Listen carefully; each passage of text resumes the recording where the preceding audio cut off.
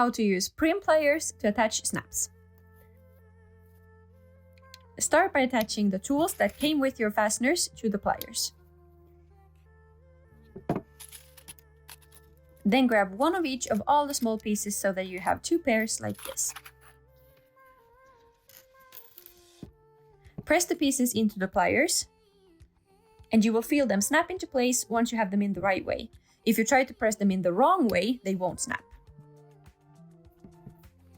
Then just go ahead and place the pliers over your markings and press.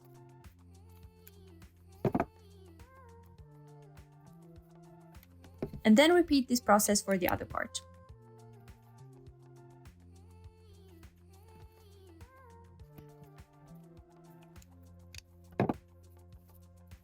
And voila!